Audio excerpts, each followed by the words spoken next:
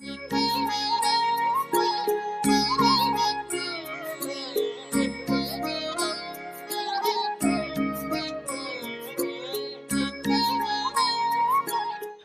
खोज कैसे करें?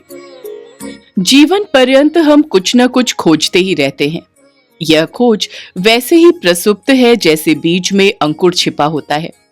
हमने धन खोजा, हमने नाना प्रकार के संसाधन खोजे, विज्ञान की खोज से सुख सुविधाओं को जुटाया, चिकित्सा के साधन, औषधियां खोजने पर भी स्वास्थ्य में गिरावट नहीं रोक पाए। बोध हुआ कि मृत्यु पर धन और सुविधाएं यहीं रह जाते हैं।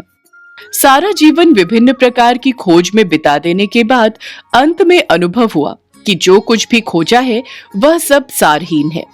जो साथ न जा सके वह सार कैसे होगा? यहाँ अपने के अतिरिक्त कुछ भी सार नहीं है।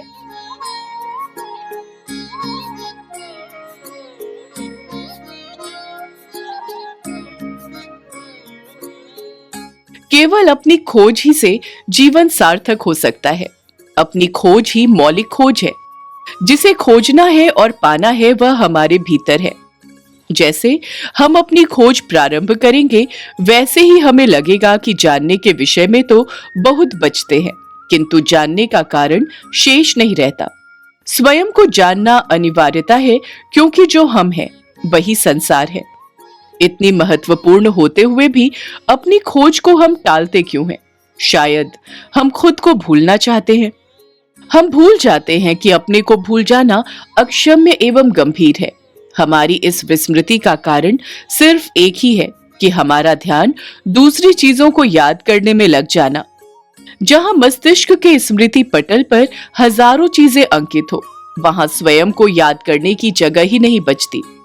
यदि हमें अपनी खोज करनी है तो शेष सभी ओर से अपनी आंखें बंद कर लेनी होगी। मन को इस संकल्प के साथ मोड़ना होगा कि जब तक मैं स्वयं को नहीं जान लेता तब तक कुछ और जानने का मूल्य भी क्या है।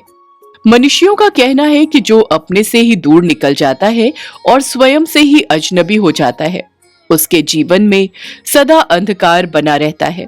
अतः स्वयं के भीतर उतरकर अपनी खोज कर स्वयं को आलोकित करने के लिए प्रयासरत रहना ही श्रेयस्कर है।